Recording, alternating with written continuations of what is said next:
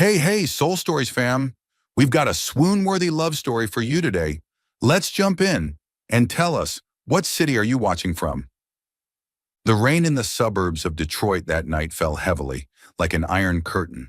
Water lashed against the windshield of Kiana Lopez's beat-up old Honda, making the wipers squeak like a groan.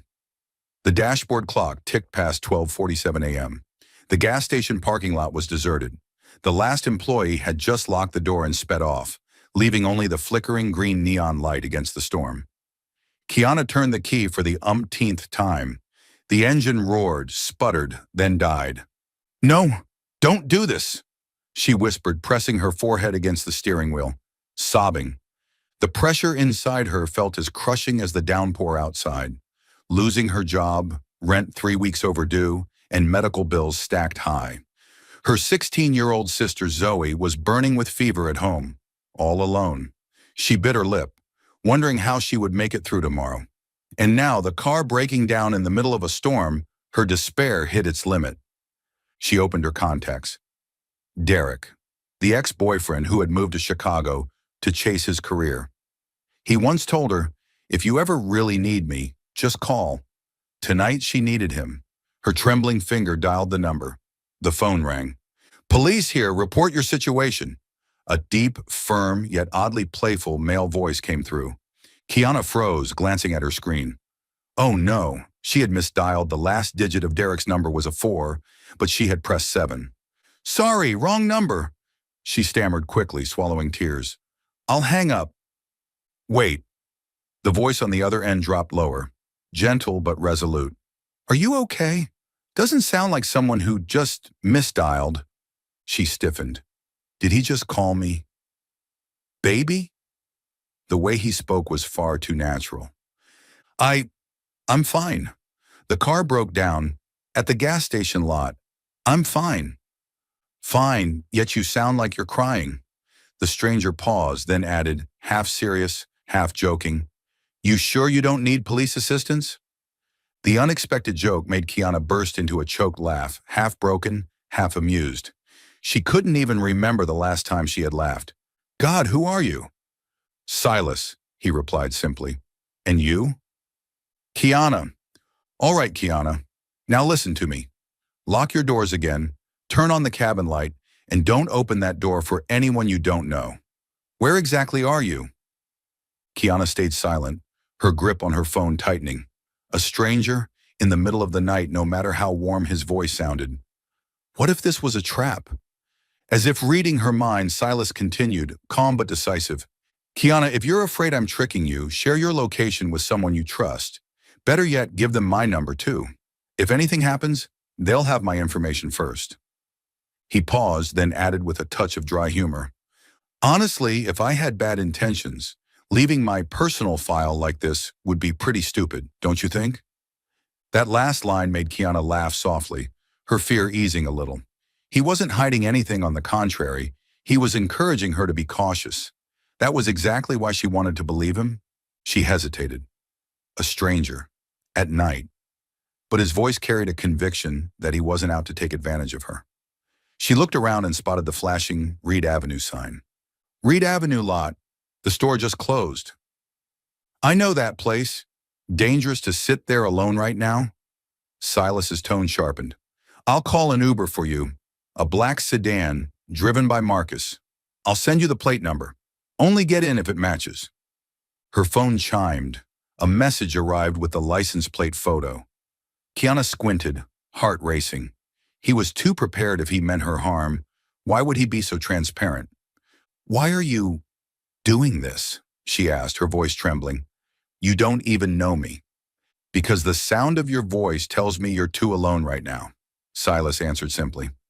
"Sometimes a stranger can do what the people you know can't." Silence lingered for a few seconds. Rain hammered on the roof like war drums. Kiana's eyes blurred with fresh tears. Part of her mind warned, don't trust him. But another part whispered, he gave proof, he's still on the line, and he hasn't asked for anything. In her desperation, this was the only lifeline she had. "Okay," she whispered, "but don't hang up until I'm home." "Of course," Silas chuckled lightly. "You'll have to listen to me ramble nonsense the whole ride." Like what? Like why I drink hot cocoa instead of espresso, he said evenly. Even though I'm a CEO, my niece swears cocoa helps you sleep better. There you go, national secret exposed. Kiana let out a real laugh, freer this time. Strange. 5 minutes ago, she was drowning in despair. Now she was bantering with a stranger. Headlights swept across the lot. A black sedan pulled up in front of her, blinkers flashing twice. Another chime. Car has arrived. Plate number D3L-492. Driver Marcus. A middle-aged man stepped out, holding an umbrella. He held up his phone to show her his screen.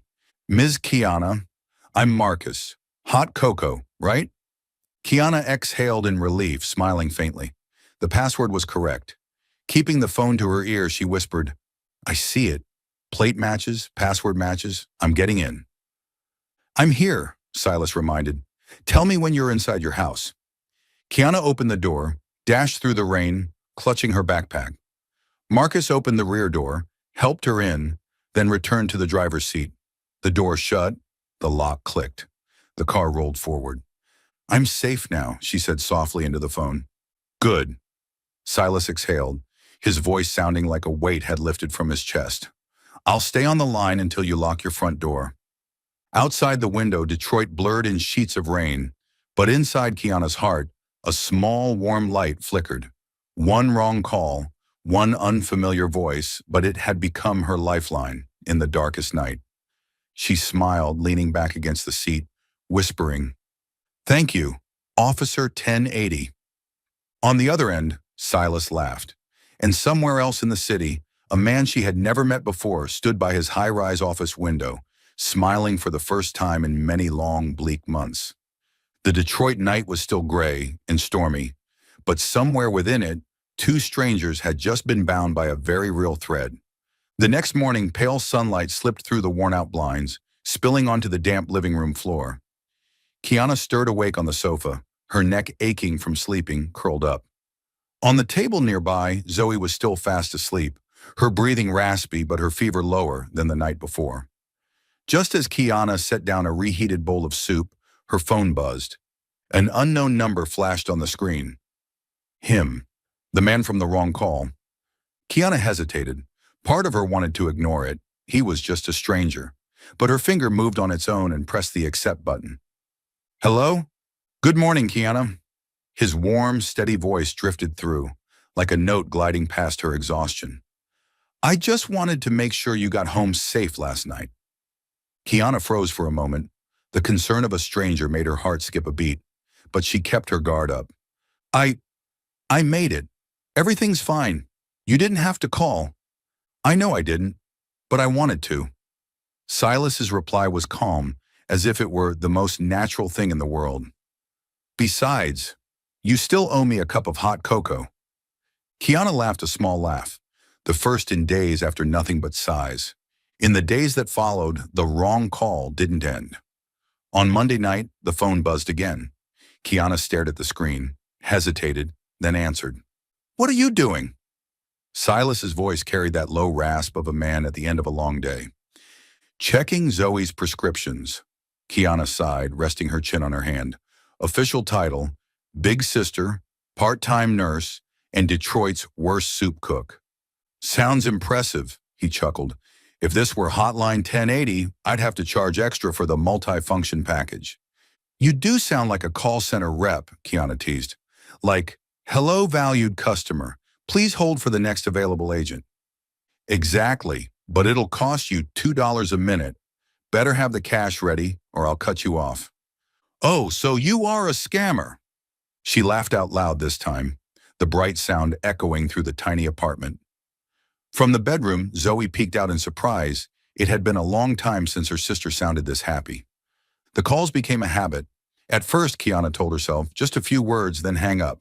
But each time, the minutes stretched into an hour, then 2, then 3. They traded fragments of their ordinary lives.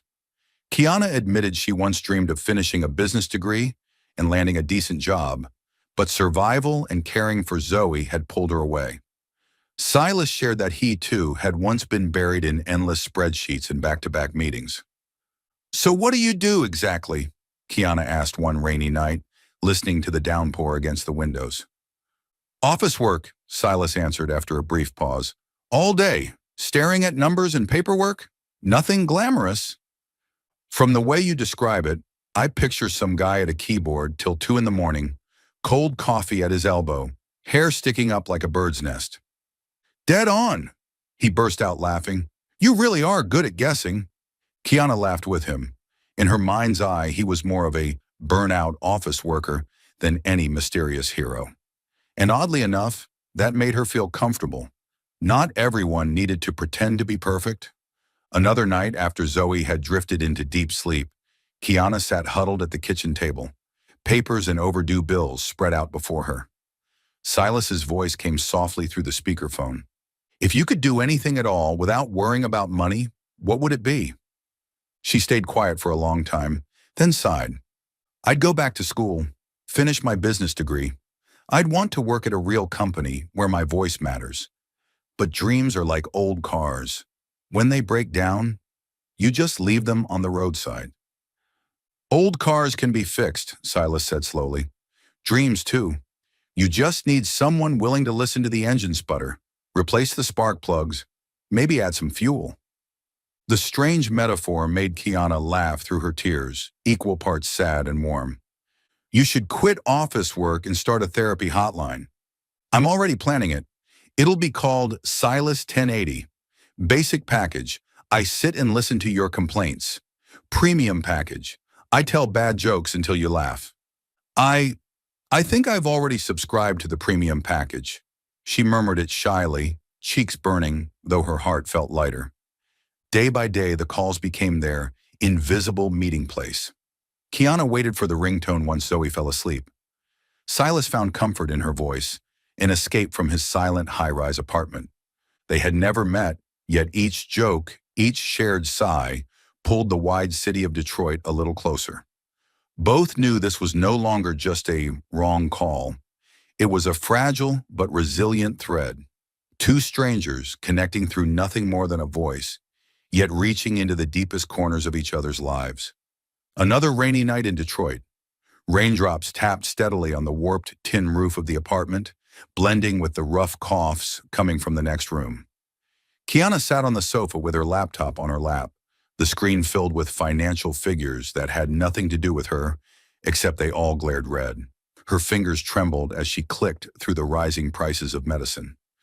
In the bedroom, Zoe's fever had eased for the moment, thanks to the very last fever reducer in the house. But Kiana knew that by tomorrow, maybe even in just a few hours, it would spike again. And the medicine was too expensive. Her phone buzzed. Silas. You're still awake? His voice came through low and rough, like he'd had a long day too. Someone's got insomnia. She tried to make it sound like a joke, though her throat felt tight. Actually, I'm calculating Zoe's medical costs. There was silence on the other end. Then Silas's voice softened. Tell me. Kiana bit her lip. Since meeting this stranger through a voice, she had already shared more than she'd ever expected. But money was still shameful to admit. Even so, his patient silence felt like a quiet nudge. Zoe's meds. They're too expensive. Insurance won't cover them. I've tried everything, but... She exhaled, her voice breaking. I hate saying it out loud. Feels like I'm just whining. No. Silas's reply was firm. You're not whining. You're fighting. There's a difference.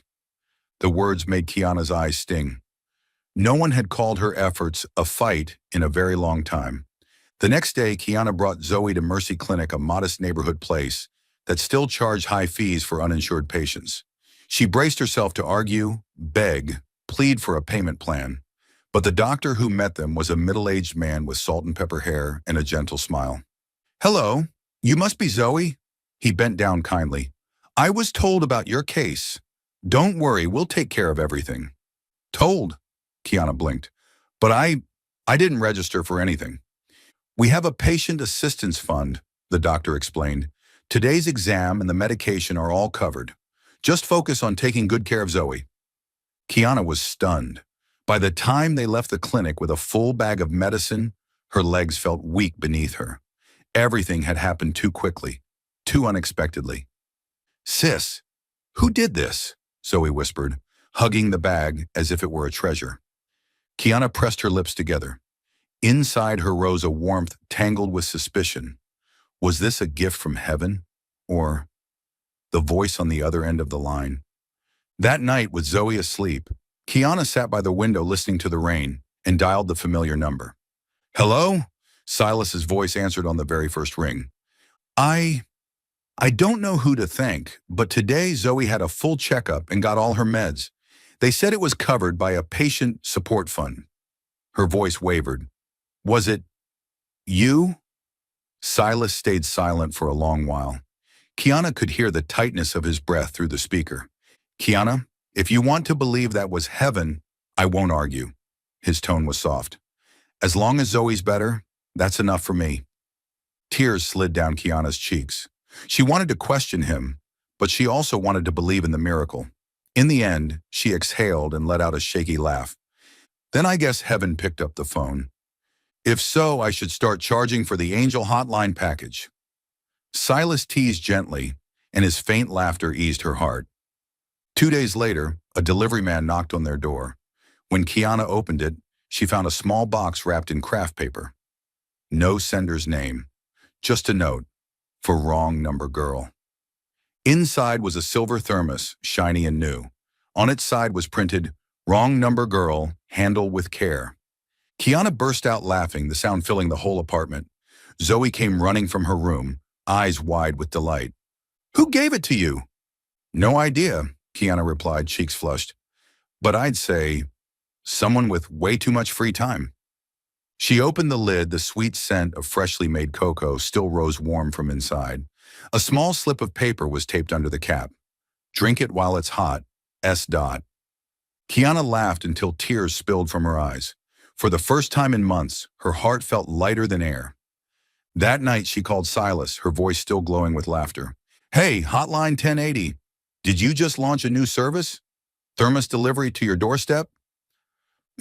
That's right. Premium package. A custom thermos filled with cocoa. $5 a minute call rate." "Good Lord, the rates keep going up fast." She bit her lip to hide another giggle. "I should call the cops on you for fraud." "Go ahead, just don't forget. Send the thermos back." "No way!" Kiana hugged the thermos tight, grinning. They both laughed, their voices mingling with the sound of rain outside the window, like a cheerful melody against the weight of life. Later that night, after Zoe had fallen sound asleep, Kiana sat alone on the sofa, the thermos beside her. She sipped a mouthful of cocoa, warmth spreading through her chest. The words "wrong number girl" glowed faintly under the lamplight. She didn't really know who Silas was, how he lived, or what he did for a living. But in the middle of her exhausting days, his once foreign voice had become a steady comfort. And this silly little gift, however small, made her feel she wasn't alone in the fight anymore. Kiana leaned her head against the cushion and whispered, "Maybe. Angels don't have wings. Maybe they just have warm voices and bad jokes." On the other side of the city, Silas set his phone down on a glass table, gazing out at the storm. A smile tugged at his lips the first time in a long while he'd felt something close to hope. A week later, Kiana stood in front of Pinnacle Tower. The morning sun reflecting off its soaring glass walls made her squint. This wasn't just an office building. To her, it looked like a skyscraper castle for the wealthy. "God, what am I even doing here?" she muttered, clutching the cheap flea market handbag in her grip, painfully aware of the glossy designer purses swinging past her. That morning, Zoe had sent her off with a grin. "Have fun at work, sis, and don't get lost in the rich people's maze." Then she burst out laughing. Kiana had gritted her teeth. Only a real sister could be that merciless. She drew a long breath before pushing open the glass door. At the reception desk, a woman from HR named Elaine smiled and handed her a crisp uniform. "Here's your station. It's simple. Greet guests, answer calls, give directions. Don't worry, you'll get the hang of it quickly." Kiana nodded, her heart pounding like a drum. This wasn't just a job. This was a chance. Her first real chance after months of unemployment and debt. Almost without thinking, she pulled out her phone and typed a quick message to her familiar stranger. Wish me luck on my new job. Wait, actually, I guess I'm wishing it to myself. She sent it and immediately blushed. Why was she sharing this with someone she'd never even met? The screen lit up a few seconds later. You'll do great. Trust me. Kiana stared at the words and suddenly half her anxiety melted away. Trust me. 3 simple words, yet they felt like candy dissolving, sweet and calming, in the pit of her stomach. Her first day turned out to be a chaotic experience. A Japanese client who spoke no English handed her a crumpled map. A blonde woman screamed because the coffee machine on the 12th floor is broken, as if it were the receptionist's fault. Then a lost intern asked, "Where's room 1502?" in a tower that only had 40 floors. By lunchtime, Kiana was exhausted, slumped in her chair with a sigh. Instinctively, she texted Silas, "Turns out being a receptionist is basically like running an international airport. Only difference is, I don't have a loudspeaker." The reply came instantly. "If you had one, what would you say?" Kiana snorted, thumbs flying. "Attention passengers, blonde woman from the 12th floor, please board your flight to planet Mars and don't forget to bring your coffee." A laughing emoji pinged back. In the days that followed, the habit stuck. Morning greetings, lunchtime chaos updates, good night wishes. Kiana began to see Silas's texts as little doses of vitamins for her spirit. When she complained that a rude customer had nearly made her cry, he wrote, "Don't let anyone dim the glow of Pinnacle Tower's rising star receptionist."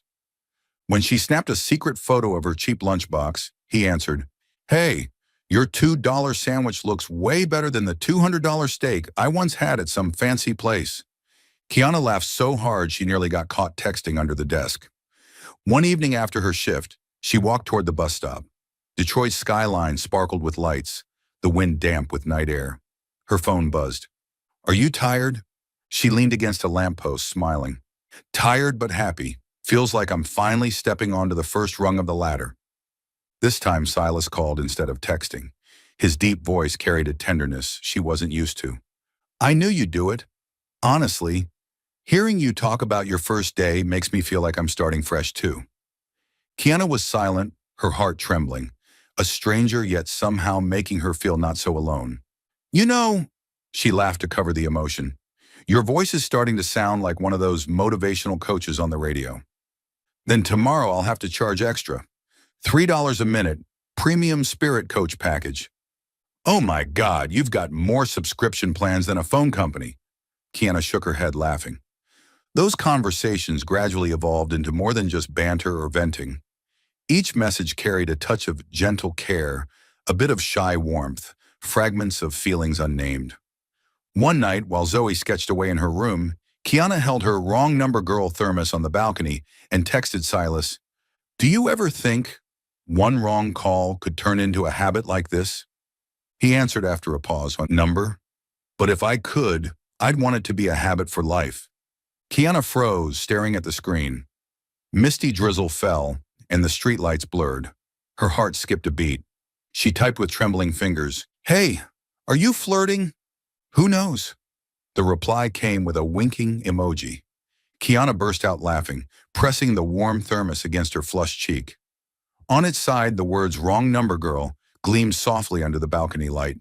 That night, even after the lights were off and Zoe was asleep, Kiana lay restless. Silas's last message still glowed in her mind. "I'd want it to be a habit for life." She smiled in the dark. A faceless stranger, existing only through a voice and a string of texts, had somehow become her strongest support in this hard chapter of her life. Just before sleep claimed her, she whispered, "Maybe, one wrong call, but right for a lifetime." A chilly Detroit morning. Pinnacle Tower loomed like a steel needle piercing through the gray clouds.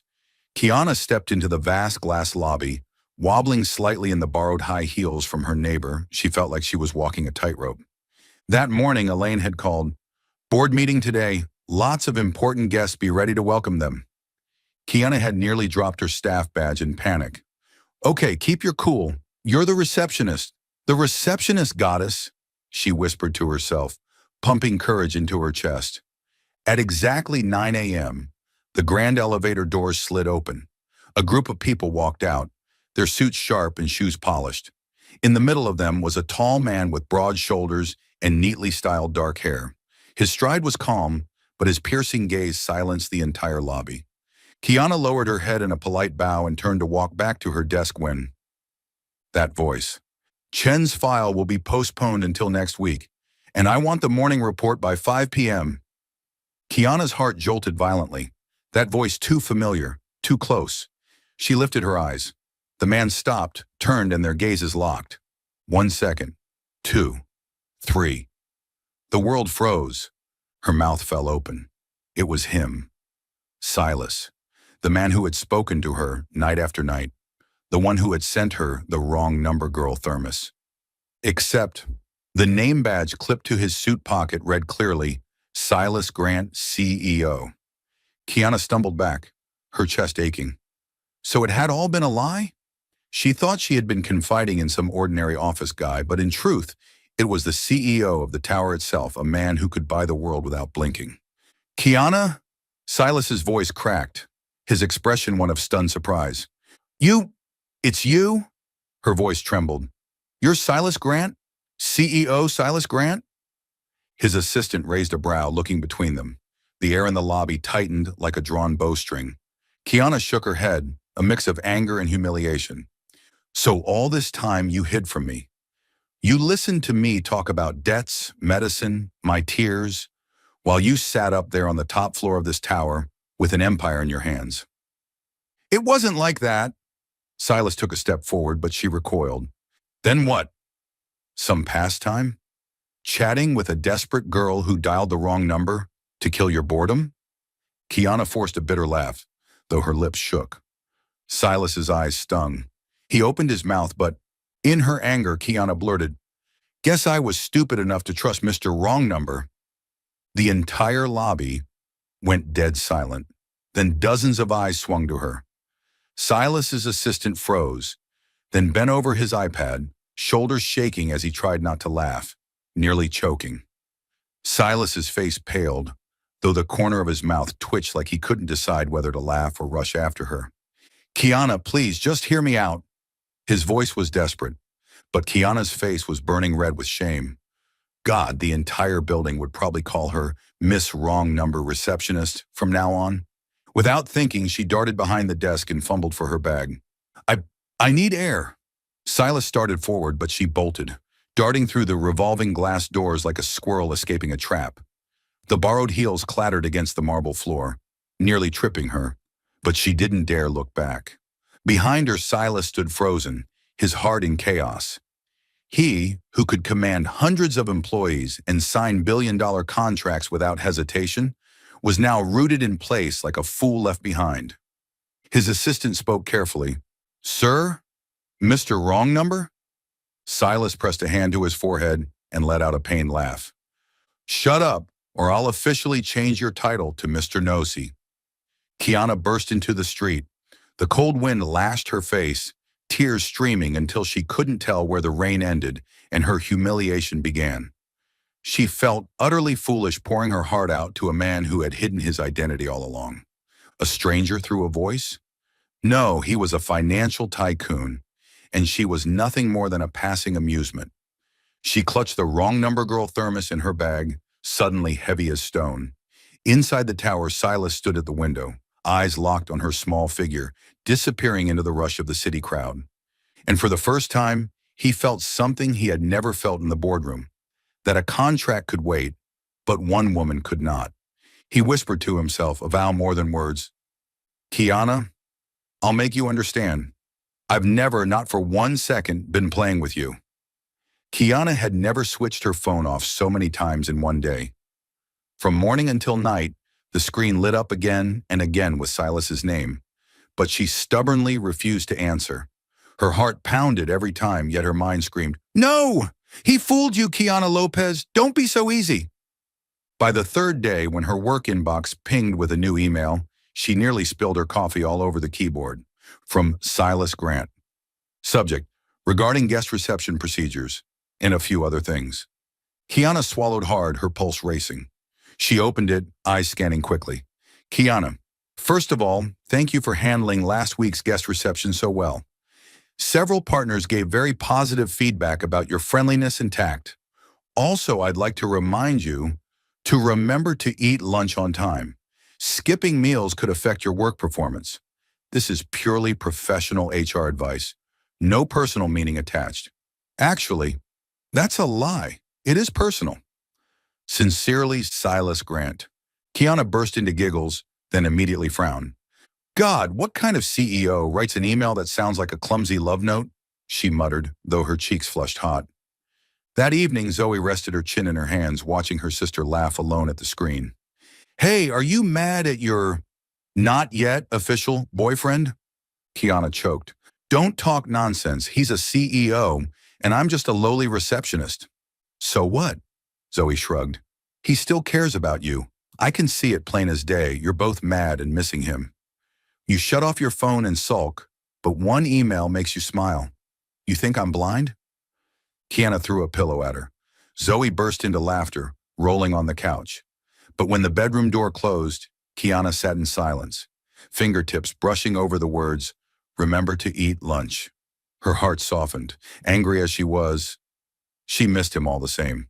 Meanwhile, across Detroit, a sleek black town car rolled over cobblestone streets. Marcus held the wheel steady. In the back seat, Silas sat quietly, eyes locked on the screen filled with unanswered calls. Marcus cleared his throat. Still no answer, Mr. Grant? Silas leaned back, exhaling. Do you know the worst part, Marcus? I can negotiate with the toughest sharks on Wall Street, but I can't convince one woman that I mean what I say. Marcus smiled faintly, keeping his eyes on the road. Actually, that's the beauty of it. You're accustomed to people being drawn to your money and power first. But this girl, all she saw was a voice. Silas fell silent, then nodded slowly. Exactly. With her, I wasn't a CEO. I was just Mr. Wrong Number.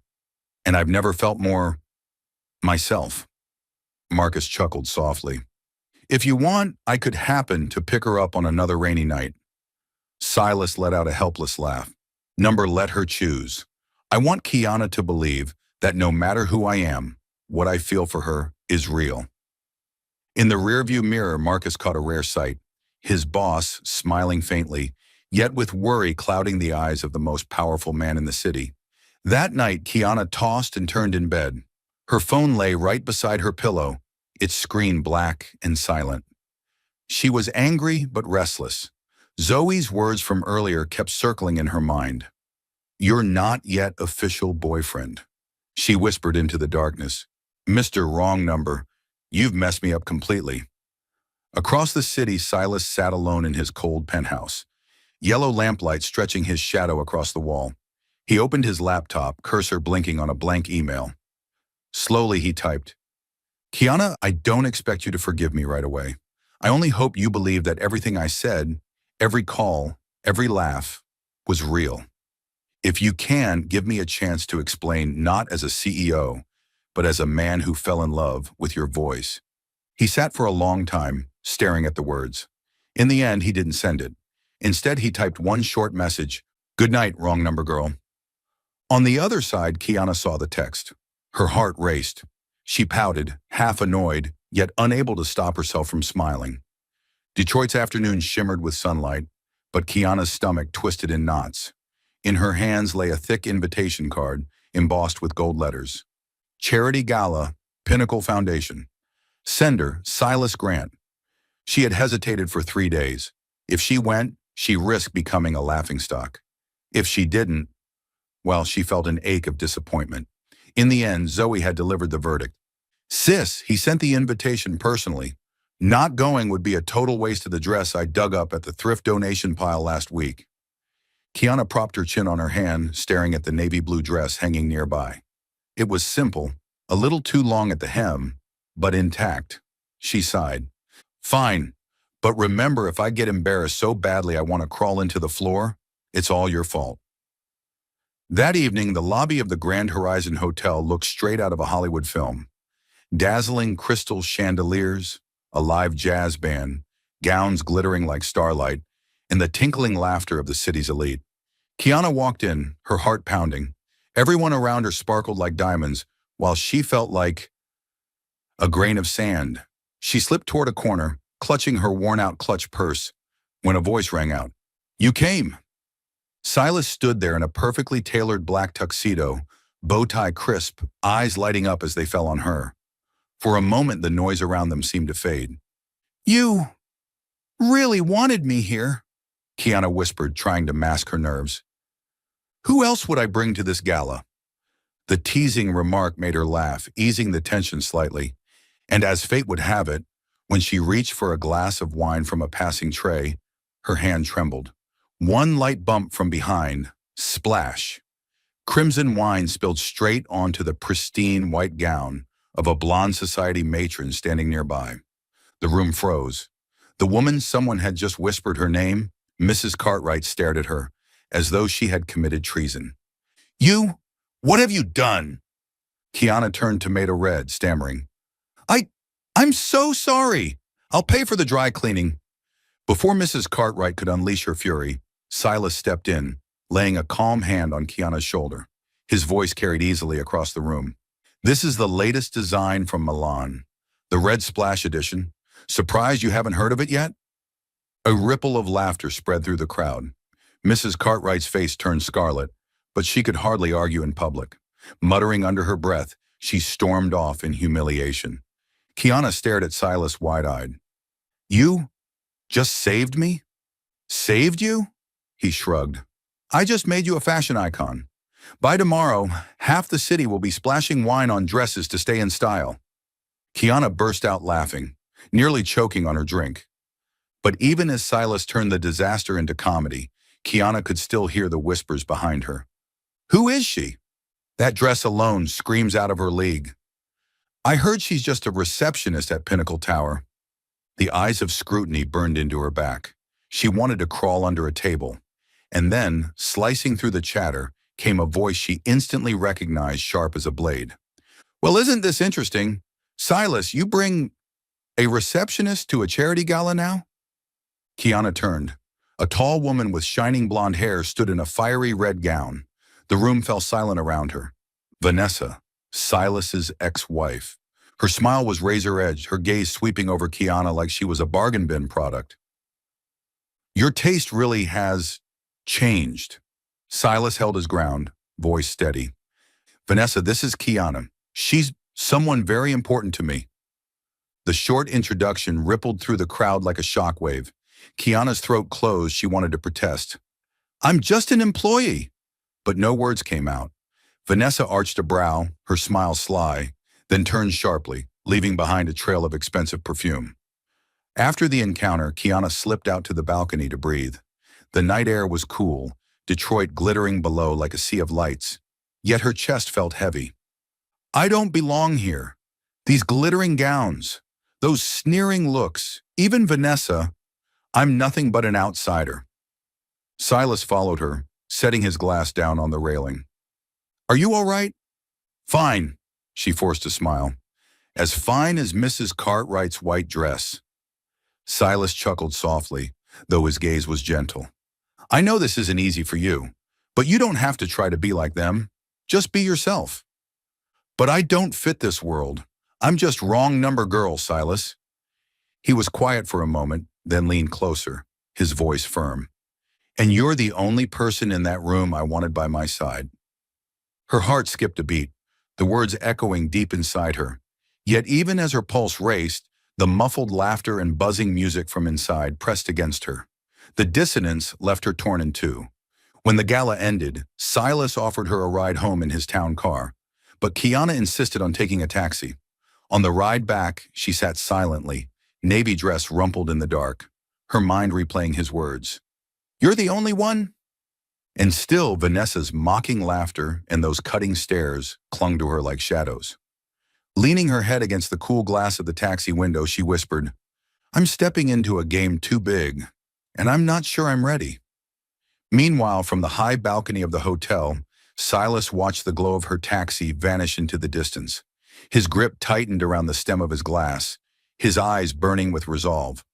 "If you believe you don't belong in this world, then I'll make this world belong to you." Still following the story? If this story found you outside of Soul Stories, we invite you home. to where every touching tale begins with truth, hope, and heart.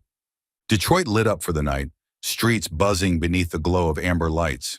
Kiana walked quickly along the sidewalk, her heart still unsettled after the charity gala. On her phone, one unread message from Silas remained. I know I owe you an explanation. Give me a chance to tell the truth.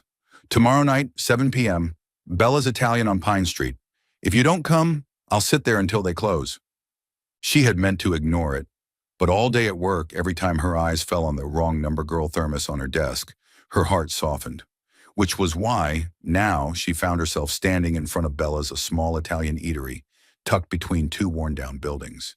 Its neon sign flickered, while the aroma of pizza and tomato sauce floated into the evening air.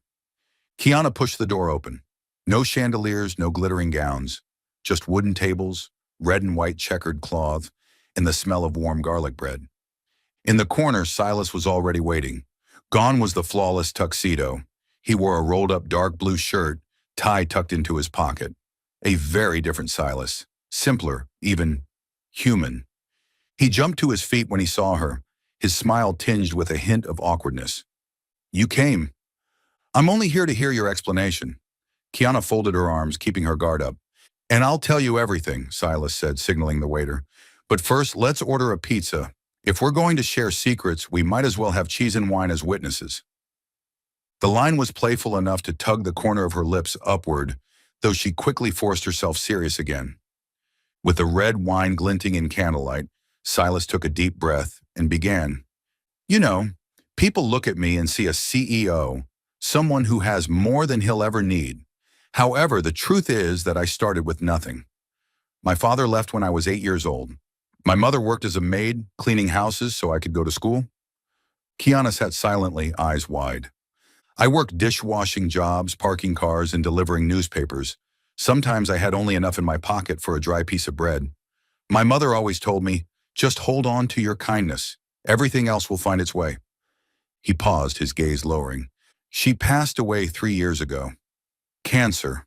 I had the money for the best hospitals, but I couldn't save her. Kiana's throat tightened. She saw herself reflected in his story, an older sister fighting to keep her sibling alive with medicine. Softly, she said, I understand. My parents died in an accident 3 years ago. Since then, I've had to work, study, and raise Zoe on my own. Maybe we both know what it's like to lose the only anchor we had. Their eyes met, sorrow and recognition mingling in the quiet space between them. Silas sipped his wine, then continued. When the company took off, I thought I had everything. I married Vanessa, but that was the biggest mistake of my life.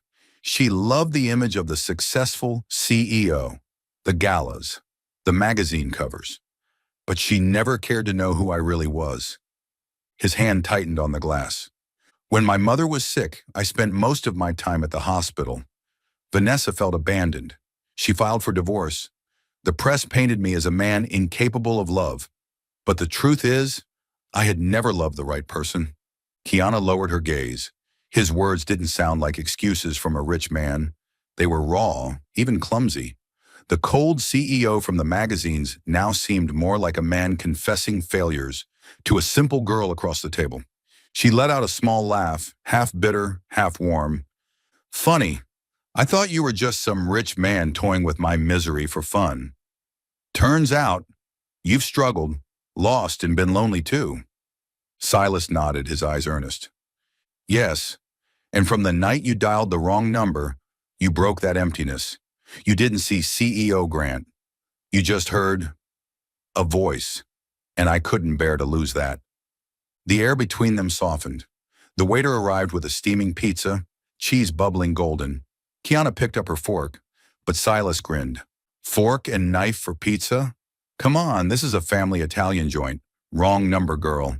She laughed, tearing a slice with her hands. For the first time in weeks, she felt at ease, like she was sharing dinner with a friend, not a powerful executive. The pizza slowly disappeared as they swapped stories, favorite books, awkward childhood memories. Kiana confessed she once sold cookies for a school fundraiser, but ate half of them herself. Silas nearly doubled over laughing, admitting that at 16, he forged his mom's signature just to get a part-time job. At last, only one slice remained, small and gooey with cheese. Both reached for it at once. "That's mine," Kiana cried. "Nope, mine. CEO privilege, the last slice," Silas teased. "Greedy CEO," she laughed, tugging it toward her. He held firm, pulling back. Their eyes locked, grins tugging at their lips. And then, neither knew quite when it happened, but the pizza was forgotten. The space between them closed. Their lips brushed lightly, then deepened into a kiss. The faint taste of tomato and cheese, awkward yet warm. Kiana pulled back, cheeks flaming. "Did we just kiss over a slice of pizza?" Silas chuckled low, eyes bright. "Then thank the pizza. It's smarter than I am." They both burst out laughing, their laughter mingling with the scratchy Italian music playing from the old radio in the corner. When they left Bella's, Detroit's streetlights cast golden halos on the rain-slick sidewalks. Silas walked her to a taxi, holding the door open, his gaze lingering. "I won't promise to be perfect, but I promise everything you saw tonight, my childhood, my mistakes, my grief, that's the real me." Kiana stayed quiet, but as the taxi pulled away, she glanced back, whispering, "Thank you for being honest." Silas stood watching until the car vanished, hope swelling in his chest. That night, Kiana lay in bed, clutching the wrong number girl thermos, her heart racing. She knew things wouldn't be simple, that Vanessa in the high society world still waited to judge her, but that clumsy kiss over a slice of pizza had carved its mark. For the first time in years, she allowed herself to hope for something different. And Silas, alone in his vast penthouse, smiled quietly to himself. To him, that kiss was not just a fleeting emotion. It was a silent vow. From one wrong call, they could write an entire right story. Monday morning, the moment Kiana stepped into Pinnacle Tower, she sensed something was wrong. Co-workers were huddled over their phones, whispering, glancing at her with a mix of curiosity and pity. Elaine, the HR manager, hurried over, her face tight. "Kiana, don't pay attention. The tabloids are at it again with their trashy headlines." Kiana's heart pounded. She snatched a newspaper off the reception desk. Bold letters screamed across the cover. "CEO Silas Grant's new girlfriend is just a receptionist who dialed the wrong number. Gold digger or fairy tale romance?" Beneath it was a grainy photo. She and Silas walking out of Bella's Italian restaurant last week, smiling like fools. The article added fuel.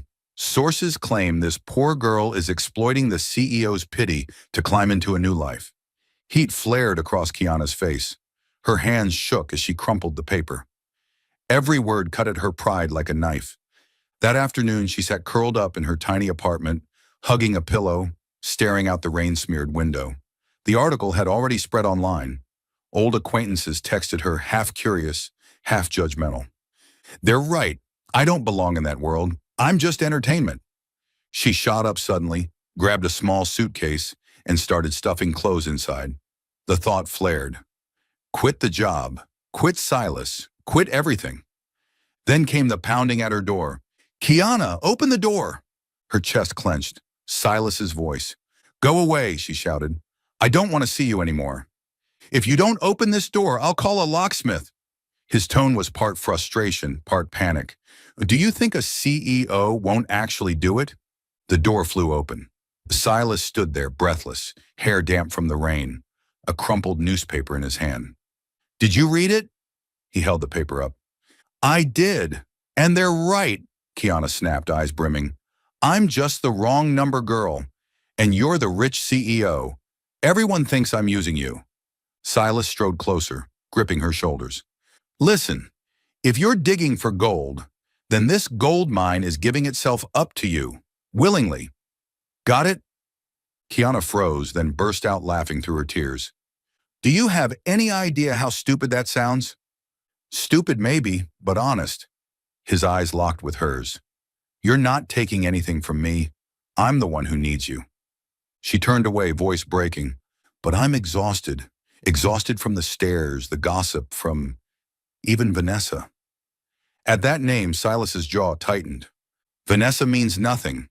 She's only bitter because for the first time, I'm in love with someone real." Kiana stayed silent, her heart still torn. Just then, the bedroom door creaked open. Zoe poked her head out, hair messy, ink smudges on her cheek. "Can you two stop with the 8 p.m. soap opera? I can't study." Kiana flushed crimson. Silas cleared his throat, stepping back a pace. Zoe crossed her arms, glaring at her sister. "Have you forgotten who was there the night your car broke down at the gas station? Who called you an Uber? Who worried about my medicine? Did the tabloids bring you soup when you were sick?" Kiana lowered her head. The walls around her stubborn heart started to crumble. Zoe turned to Silas. "And you, if you truly care for my sister, be patient. Don't let her run just because of some trashy articles." Silas smiled softly, inclining his head in a gesture of gratitude. The room fell into silence. At last, Kiana let the suitcase drop from her hand. Her voice wavered. I don't know if I can handle this pressure." Silas stepped closer, gently taking her hand. "Then let me handle it with you. Alone, it's exhausting. But two people together, it's different.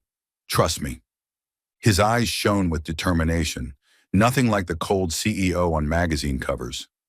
This was the man who had once stayed on the line for hours just to hear her sigh. Kiana let out a shaky laugh, tears slipping down her cheeks. "Mr. Wrong Number, you make me suffer too much." Silas bent down, pressing a kiss to her forehead. "Then let me make you suffer a little more, but only the suffering that comes with love. Deal?" She laughed through her tears, feeling lighter than she had in days. From the bedroom, Zoe shouted, "Just say yes already so I can sleep." Both burst out laughing, the tension melting into warmth.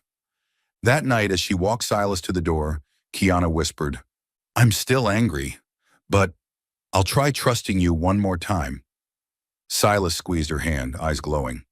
"One more time is all I need. I'll make it forever." Outside, the rain had stopped, leaving the streets glistening with scattered lights, like tiny fragments of hope rekindled in both their hearts. The rain poured down on Detroit as if trying to wash away the city's troubles. Streets shimmered like rivers of glass, and yellow streetlights stretched into long, blurry streaks on the wet pavement. On a familiar corner stood Kiana and Zoe's worn-down apartment, its tin roof rattling under the pounding drops.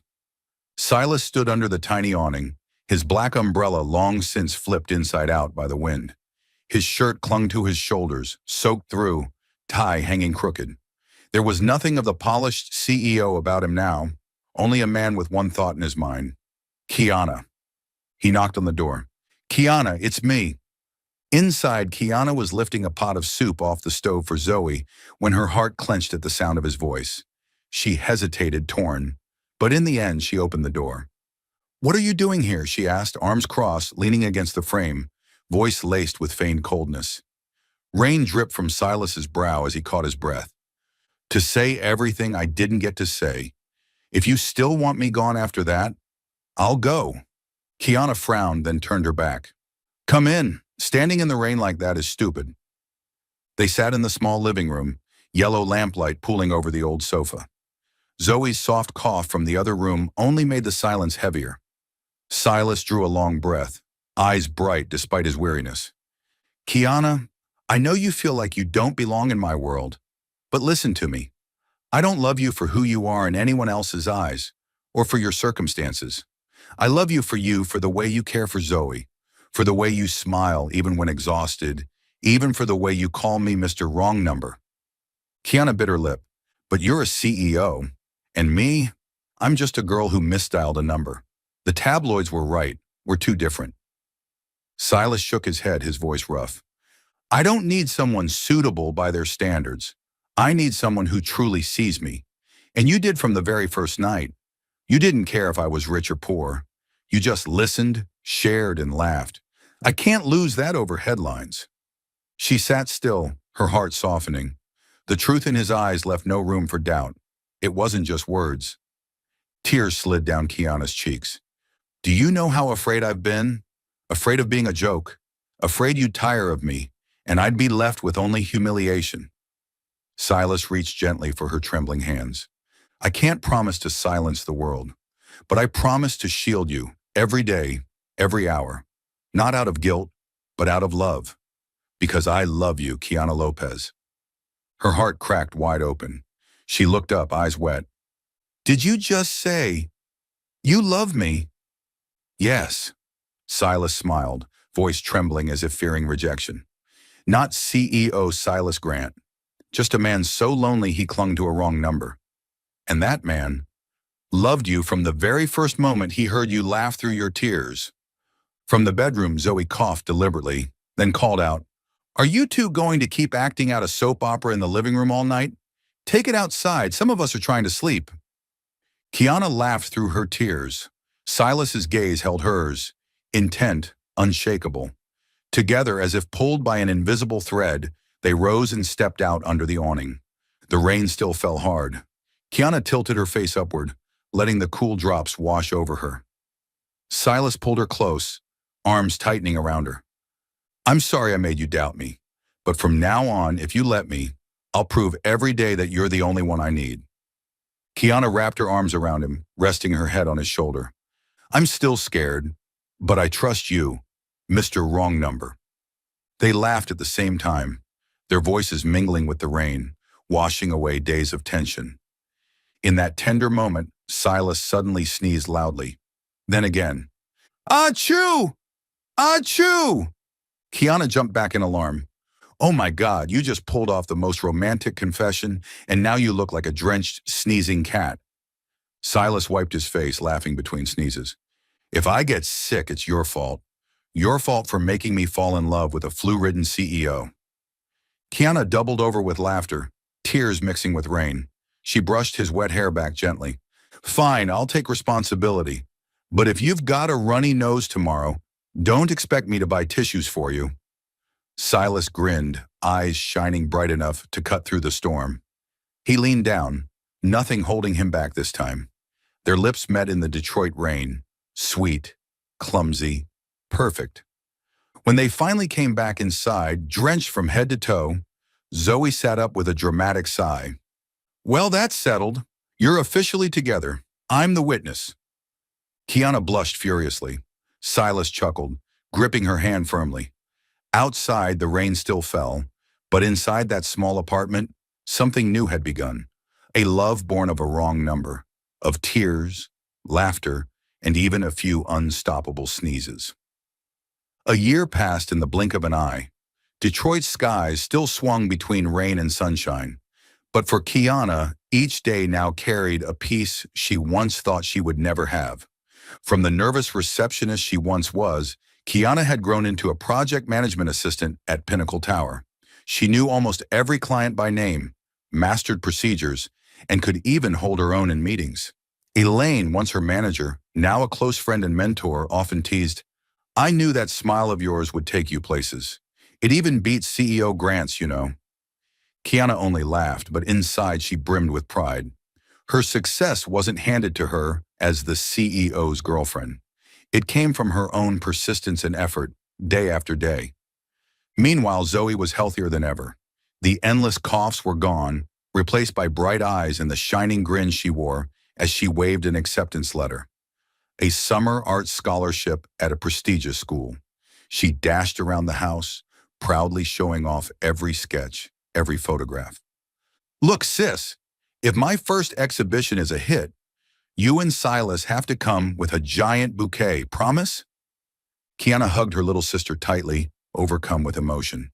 It had been so long since they could laugh so freely. The home Kiana and Silas now shared was neither a glittering penthouse nor the cramped old apartment, but a warm suburban house. In the backyard, Zoe tended pots of tomatoes. In the living room, vanilla-scented candles flickered softly. Evenings often rang with playful arguments. "It's definitely your turn to do the dishes." Kiana planted her hands on her hips, holding up an apron like a flag. "No way, I remember clearly you lost the bet yesterday," Silas countered, his CEO tone sounding more like a sulking schoolboy. "CEOs have to play fair too. Or do you want me to report you to Marcus and let him referee?" Just then, Marcus walked in carrying a bag of bread. The old driver shook his head, chuckling. "You two argue like grade schoolers. Hand it over, I'll wash the dishes." "No!" Kiana and Silas shouted in unison. In the end, Silas was the one roped into wearing rubber gloves at the sink, scrubbing away while Kiana stood watching, arms folded, grinning in triumph. "See? Even the mighty CEO loses in the end. Marcus sipped tea, leaning towards Zoe to whisper, "Never thought I'd end up as the uncle in the house. But honestly, listening to these two argue over dirty dishes beats driving any day." Zoe and Kiana burst into laughter. Silas pretended to sulk, though a smile tugged at the corners of his lips. Life together wasn't just about kitchen squabbles. Some mornings, Silas rushed to prep documents, and Kiana handed him a hot coffee in his battered thermos, the one still etched with "Wrong number girl," its paint peeling. He held it like a treasure, smiling. "That wrong call gave me a family." On quiet nights, they sat together on the porch, listening to the rain while Zoe shared her dreams of becoming an artist. Silas usually said little, only squeezing Kiana's hand gently as if to remind her he wasn't going anywhere. One autumn evening, while the three of them lounged in the living room with pizza boxes scattered around, Zoe suddenly asked, "So, when are you two getting married?" Kiana nearly choked on her slice. Zoe, what kind of question is that?" Silas raised an eyebrow, a mischievous smile playing on his lips. "Good question." "Exactly," Marcus chimed in, feigning seriousness. "As your uncle, I need to know so I can get my suit ready." Kiana's face went scarlet as she buried it in a sofa cushion. "Why is everyone in this house teaming up on me?" Silas tugged her hand gently, his voice equal parts sincere and teasing. "I think we should start planning. Nothing extravagant, just something warm, something that tells you and Zoe you'll always belong here." Her gaze softened. She didn't answer with words, only a small nod. But the radiant smile that broke across Silas's face said it all. A year after that wrong number call, Kiana had a steady career, Zoe thrived with her art scholarship, and Silas, once a lonely CEO, had found a peaceful home. In that little house, laughter filled every meal, playful arguments over dishes echoed in the kitchen, and quiet promises of an upcoming wedding hung in the air. And it had all begun with one wrong call on a rainy night in Detroit. That summer, Detroit wore a brilliant green. In the small garden of the suburban home Kiana, Silas, and Zoe had built together over the past year, white roses bloomed under gentle golden light. String lights twinkled overhead, and wooden tables and chairs lined up neatly. It wasn't a grand wedding with hundreds of guests, but a warm, intimate celebration, exactly what Kiana had always dreamed of. Only the people who truly loved them present. Marcus, for once out of his chauffeur's suit, looked rather dashing as the day's reluctant efficient. Adjusting the microphone with a grin, he muttered, "Boss Grant, today you don't get to order meeting at 10 or reports in 5. Today belongs to Kiana." Silas chuckled, nodding, his gaze already fixed at the end of the flower-strewn aisle, where Kiana waited. Piano music floated across the garden as the guests rose to their feet. Kiana appeared in a simple white gown, unpretentious yet radiant. Beside her, Zoe glowed as a bridesmaid in a pastel blue dress, eyes sparkling with joy. Silas held his breath. His heart raced just like the first time he had heard Kiana's voice on that rainy night. As the couple walked down the aisle, a few Pinnacle Tower employees whispered to each other, barely stifling their laughter. "This is definitely the boss's most successful deal. Yeah, he dialed the wrong number and closed the contract of a lifetime." The group erupted in giggles. Silas shot them a mock warning glare, but even he couldn't hide his smile. Kiana overheard, cheeks burning, but she laughed too. As the ceremony drew to a close, Zoe stepped forward and took the microphone. The crowd fell silent, watching the 17-year-old with expectant eyes. "Hi, everyone. I'm Zoe, the bride's sister. I just have a few words today." She cleared her throat, drawing laughter from the crowd. "If it weren't for that wrong number, my sister would probably still be single, eating instant noodles in our tiny apartment. Oh, and yelling at me for spilling paint on the floor." The garden was filled with laughter. Zoe continued, her voice softening. "But because of that wrong number, we have Silas, not just a brother-in-law, but the man who helped my sister believe in love again. Thank you for loving her and loving me too. I hope that call will always be the most beautiful mistake of your lives." Tears brimmed in Kiana's eyes as she hugged her sister tight. Silas rested a tender hand on Zoe's shoulder. When it came time for vows, a warm summer breeze whispered through the roses. Silas held Kiana's hands, his voice deep, trembling slightly. A year ago, you were just a stranger's voice in the rain, but that voice pulled me out of loneliness, gave me a family, and made me believe I was still worthy of love. I vow to stand by you not only in sunshine, but through every Detroit storm. Kiana looked into his eyes, her lips quivering. I once thought a wrong number meant nothing, but it turned out to be the most important call of my life. You don't love me for my past or my circumstances. You love me for who I am, and I vow to always pick up when you call, whether through tears or laughter.